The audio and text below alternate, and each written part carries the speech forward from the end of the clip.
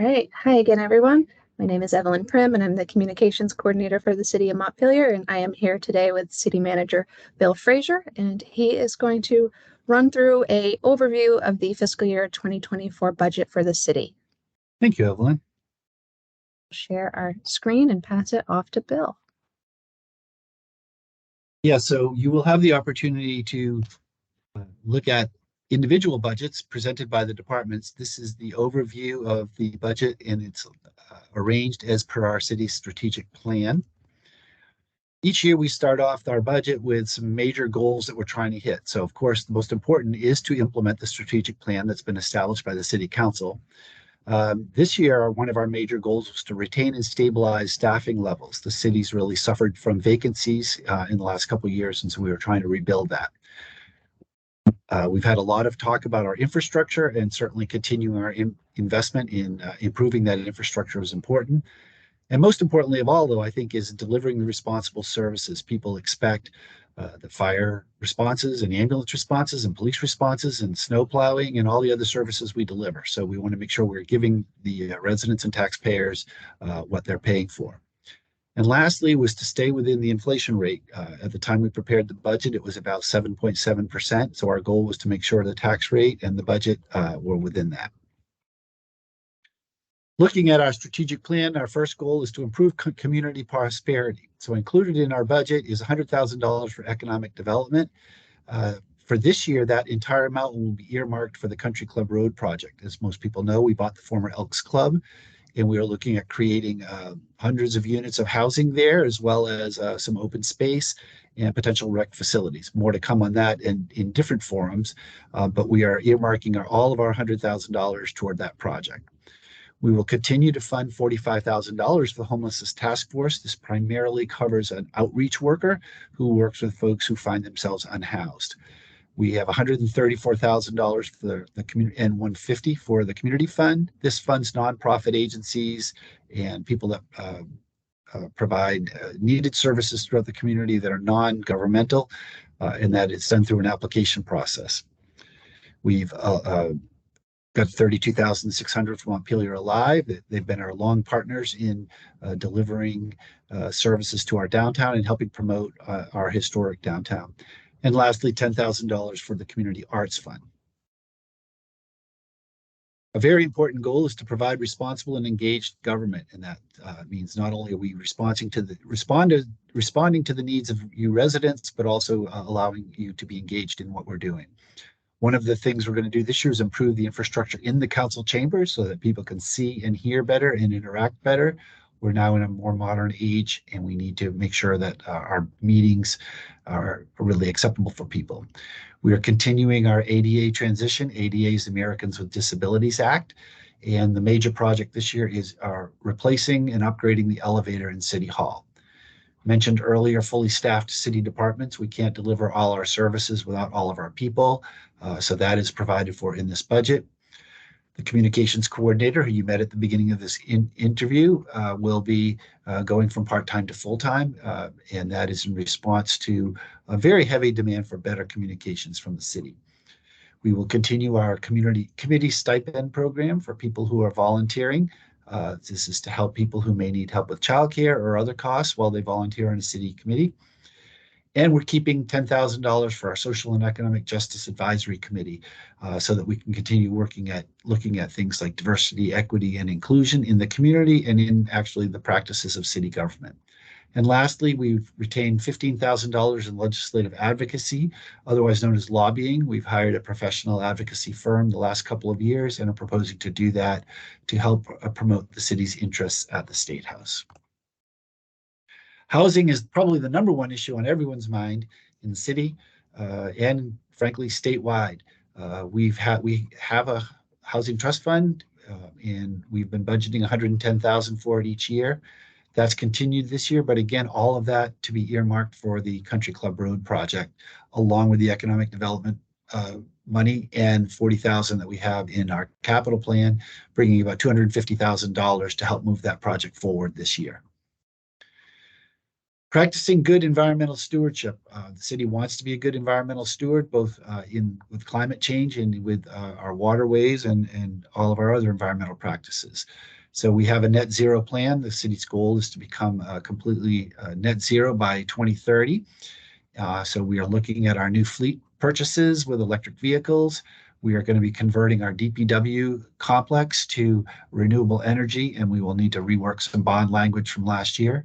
We are continuing a needs assessment of all of our buildings of how we can make them more sustainable. We're continuing to fund the GMT My Ride to allow people to get around the city without having to drive their own car. We have Confluence Park, and due to rising prices, we need to make a decision about that, whether we will continue that project or not. And if not, how would we reallocate the funds that had been set aside for that? And finally, we're going to be creating a new stormwater utility that will require a charter change, but will allow us to better manage stormwater so that it is treated and cleaned before it goes into our riverways, and will be set up like our other utilities, water, sewer, and district heat.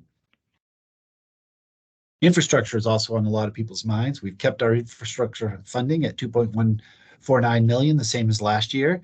We also have additional ARPA funding projects, which will be continued. Our rec center is a huge capital need, and we are looking at planning on that at the Country Club Road site for now. The existing rec center just would require $6 to $8 million in investment just to have the same building that we have now. Also remind people that we have some projects that were approved last year but have not yet been underway. So the biggest being a 7.29 complete overhaul of East State Street, including water lines, sewer lines, storm drains, sidewalks, rebuilding the road, huge improvement in the center of town. We will also be looking at the Barry and Main intersection and fixing streetlights throughout downtown with more energy efficient lighting. So lots of work on infrastructure being done. Not included on this slide are also additional water and sewer line infrastructure, which is in our water and sewer fund. This budget is about the general fund, the property taxes, and a very large paving project the state will be doing on Route 2 from the Creamy Stand all the way to the Wayside. So we will see a major paving infrastructure improvement in our city.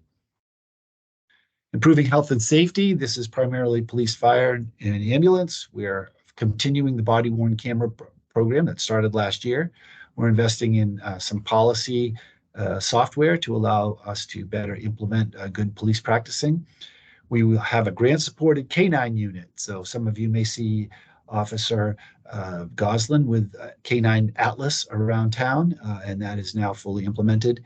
And I think most importantly is the crisis intervention team program that has been initiated over the last couple of years by the police department and is now going to be fully implemented to give people the kind of proactive approach to people in crisis that doesn't mean just a law enforcement approach. Our capital improvement plan, as you can see, the funding is the same as last year. One of the biggest problems or the biggest challenges is that our debt service, due to the bonds that we issued last year, has risen, reducing the amount of annual capital. Our equipment plan stays roughly the same, and that will continue. Our goal next year is to bring the total fund back up to 2.4 million, which was its pre-pandemic level, and then have it increase slightly in the years ahead so that we can continue to our steady state investment in all of our infrastructure. Taking a quick look, you can see we have some street projects proposed, bridges, transportation, sidewalks, IT infrastructure, and again, the funding for our elevator, as well as some net zero projects. And in our equipment, we will be, most of it's coming toward DPW trucks and vehicles. We can provide the detail if people want. We'll be replacing a police cruiser, and we are setting aside funding for parks equipment, as well as bringing much needed air bottles for the fire department that had been cut from a prior budget due to revenue shortages, was restored last year with ARPA, and this year is back into the regular budget. Speaking of ARPA, the American Resource Protection Act, or Resource Recovery Protection Act, I can't remember it, whatever. It was the ARPA money from the feds. We got 2.2 million. You can see how we allocated that. Over $1 million was in deferred equipment and roads projects that had been cut due to the revenue shortage. We also restored our housing trust fund last year. and our community outreach project, which includes funding the community coordinator, communications coordinator position, as well as other outreach efforts, upgrading our website, et cetera. We've set aside $425,000 for vulnerable populations and potentially public restrooms. We hope to create an electric vehicle charging station at the DPW garage, which would allow for our conversion of our fleet to electric vehicles in the future. Again, we've set aside $450,000 for aging water and sewer infrastructure, of which we've already spent close to $325,000. We've contributed $30,000 to a recovery residence in Barrie through Downstreet for moms and kids, and that was a one-time contribution. As you can see, the City Council chamber upgrade is included, as well as creating an incentive to allow people to connect to our district heat system. So that accounts for the $2.2 million, which we've spent out of pocket about $800,000 so far, but we will be moving forward with the remaining allocations over this next year or two. We did two major surveys this year. One was an informal online survey, very quick questions about the budget. Another was a much more complete, statistically accurate survey called the National Citizen Survey. The results of both are available on our website. The very quick budget survey, we had 268 responses. The answers are here. About 99% of them were Montpelier residents. People identified public works, public safety, and housing as the top issues. There was certainly a split decision on whether we should be increasing revenues through taxes and fees. Understandably, we do have high rates in that area. And a split decision really on whether we should be increasing or decreasing some departments. So it was great to get feedback. The National Citizen Survey, we had 750 some odd responses, again, done in a more controlled environment. That ranked many services, asked many, many questions, and also provided us demographic information by race, residency, age, income, location, homeowner versus renter, and many other demographics. So that complete survey is available on the website under our Financial Transparency Center, and something we hope to continue every couple of years so that we can build benchmarks for ourselves. People really want to know about property taxes. So the budget as proposed would raise property taxes by 9.3 cents, which is a 7.4% increase from last year. As we noted when we prepared this budget, the inflation rate was 7.7%. So we felt good that we were able to come in slightly under that, recognizing that it's still a much higher tax rate increase than we've seen in recent years. The City Council will be considering this over their next couple meetings. They have public hearings set on January 11 and January 26. Public is, of course, invited to participate. And the council will be having a workshop meeting on December 21st, making their decisions. And we're keeping our eye on the school budget deliberations. It does look like their rate may be dropping, which would help mitigate the impact of this rate somewhat. Water and sewer rates are following our policy. In order to catch up with aging infrastructure, the City Council has set a policy of adjusting water and sewer rates by the rate of inflation plus 1%, the additional 1% being set aside for infrastructure improvement. So both rates are proposed right now at 8.7%. Again, inflation plus 1%. That is going to help pay for our water and sewer systems. So again, I just mentioned this. The next steps are December 21st. We will be having a council budget workshop. If needed, there will be another one held on January 4th. And formal public hearings will be held on January 11th and 26th. The budget can still be changed during those processes. People shouldn't feel that just because we're in the public hearing that it's a done deal. The City Council has to make a final decision on the 26th when they choose the number that goes on the annual meeting ballot. That voting, of course, will be on March 7 or up to a month earlier.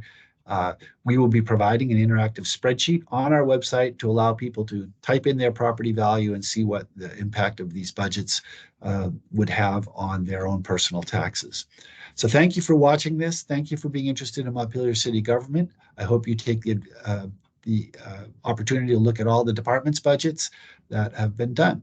And thank you.